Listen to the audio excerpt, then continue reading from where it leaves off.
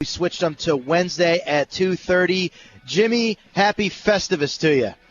It's a Festivus miracle. How are you guys? Yes, that is correct. Very well, Jimmy. I'm not sure. I guess you weren't on the DJAX conference call, or were you? I was not. No, I'm actually pretty sick, so I wasn't there today. I hope you feel better before the holiday. I guess you're reading some tweets here about his quotes. Really not much to go over here with you on the DJAX conference call. Are you surprised that Deshaun Jackson went the opposite route of what we heard from LaShawn McCoy a couple weeks back? I'm surprised they made him available, honestly, because they get to kind of decide whether whether they want a player to go on or not. So yeah, I'm surprised they even made him available. But I'm not surprised that he is keeping his mouth shut, because my guess is they probably told him to keep your mouth shut, because they're essentially playing for the division on Sunday, or rather on Saturday this week.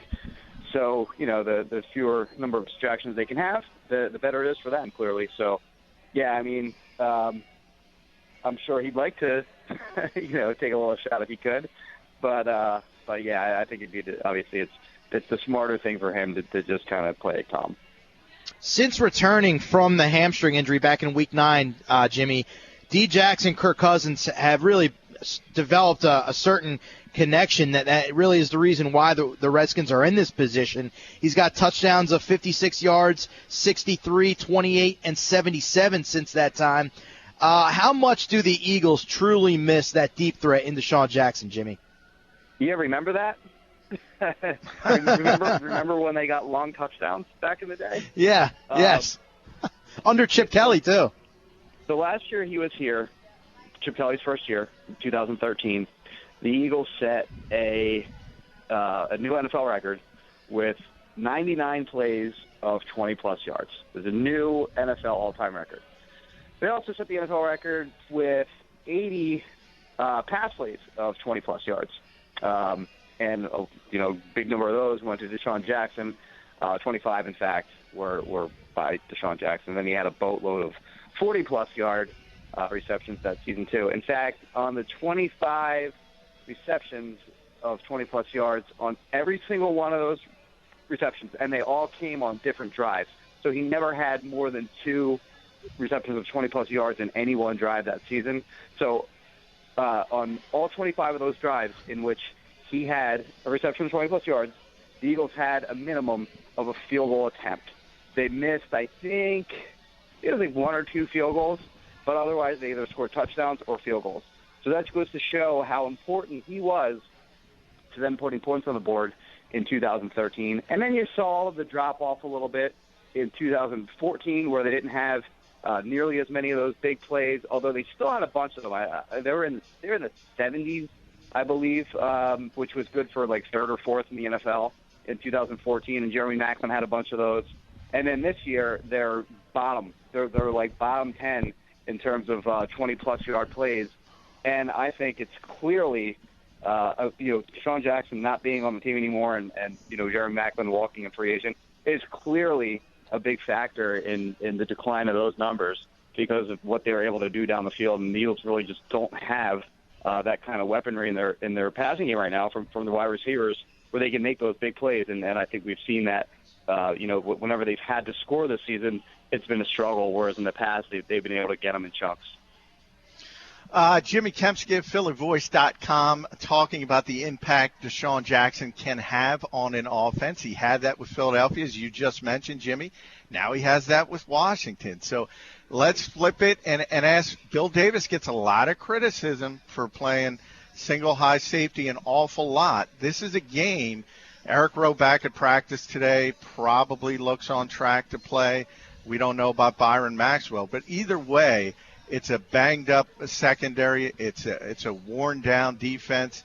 Don't you almost have to bracket Deshaun Jackson in this game, try to stay away from those big plays? Yeah, I think you got to give him a little bit more attention. But the problem that the Redskins pose is that they have other guys that can play. So they have Jordan Reed, their tight end, who is just under 800 receiving yards on the season. He's just under 8. I think he has 7 or 8 touchdown receptions this season. They have Pierre Garçon, who a couple years ago led the league in receptions, and then they have Rookie Crowder, who's a little guy who does a real job sort of working the underneath zones. He's kind of like a quick slot type guy. And all those guys can play. So if you spend too much too much attention to Deshaun Jackson, then those other guys can beat you. But obviously we saw last year in a game that the Redskins essentially eliminated the Eagles from playoff contention. Deshaun Jackson just killed them all game, and a big part of that was that they have Bradley Fletcher on the field. This year, as you noted, they're going to be thin in their secondary. Eric Rowe, I think, will be fine because he's coming back from a concussion. He passed the protocol. So once you get past the protocol, it's not like an injury that lingers. It will affect you once you come back, although he did have an ankle injury that he was kind of nursing last week. Byron Maxwell did not practice. It wasn't limited in practice. He didn't practice, and he wasn't even limited in practice. He didn't practice at all, which is not a good sign, especially on a short week coming up. So I'd be surprised if he plays this week. But obviously, we don't know that for sure just yet. But again, I'd be surprised if he does play. So I agree, they are going to be, a little bit thin in their secondary. And you saw last week where they were down Rowe and they were down Maxwell. And they have guys like Ed Reynolds and Chris Maragos and Jalen Watkins and guys like that who were playing really significant snaps. And they got burnt. I mean, they got burnt in the passing game. They got burnt in the run game last week. And their defense really has just not played very well down the stretch, but it was clearly the strength of the team early in the season. Back in week 3, Jimmy, these two teams played each other down in D.C., and that was a game, Jimmy, where you did see the deep ball. I mean, that was really the first game of the year where you said, okay, Sam Bradford, good job there. Riley Cooper had the 62-yard touchdown. Even Miles Austin got open deep somehow. Is that something that the Eagles can kind of go back to and exploit the Redskins secondary down the field? Nope. All right, next. I don't mean to say that definitively. And I like the way you put it. You said somehow Miles Austin beat somebody down the field. And that somehow is because they had a guy that playing that couldn't run. So Chris Culver was playing that game. He has since gone on IR. He could not run that game. He should have been on the field. He was clearly very hurt, and he was getting torched by guys, like you mentioned, like Riley Cooper and Miles Austin. Miles Austin was open by a mile when he beat him down the field for a touchdown, as was Riley Cooper. So they're not going to have that same advantage this time around, where I think it was just a terrible decision on the Redskins part. Really rather terrible recognition that they had a guy on the field that couldn't run, and eventually they figured it out and they got him out of there.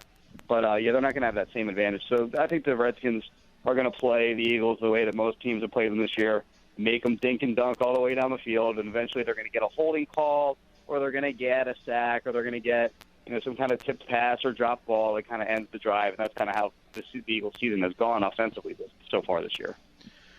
Jimmy Kempski, PhillyVoice.com, talking Eagles, Redskins. Now, we've talked about some of the matchups, and they don't sound all that great, to be honest, Jimmy. But it's the Christmas season, and I know you're not feeling well, but get some chicken soup, get some Sprite, and give the Eagles fans something to look forward to. How do they go forward in this game? Obviously, Washington hasn't played well on the road. Can they sort of hang their hat on that?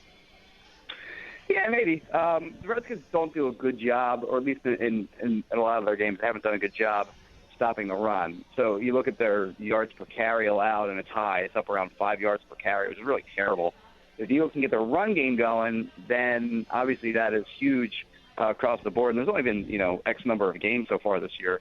The Eagles have gotten their run game going, and when they have, they've been successful offensively. They've kind of kept their defense off the field a little bit more than they had in other games. They play, not behind the sticks, and they make their third downs a little bit more manageable, or third and short, as opposed to, third and 11, third and 12, like we see so many times when the run game isn't gone. So there is one thing to hang your hat on come Saturday, is that the Eagles, may be able to run the ball against the Redskins defense that doesn't always do a great job stopping. All right, Jimmy Kempski, PhillyVoice.com, Eagles and Redskins Saturday Night Football. Jimmy, I got good news for you. This is the last primetime game of the year. How about that? Well, yeah, because they're not allowed to have any more because they've reached their max. Which, thank God, there are no more night games. They're absolutely – I don't even complain because, it's not the worst job in the world writing about football. But, covering night games is the worst because you don't get home until like 3 in the morning. So I'm glad that won't happen anymore for the rest of the season. Well, if they make the playoffs, then maybe they get a night game then. But at least for the rest of the regular season, we avoid that. And I think every single writer on the Eagles beat is thrilled about that. All right, Jimmy Kempski, PhillyVoice.com. Merry Christmas to you. We'll try and catch up next week, okay? Likewise, guys. Appreciate it.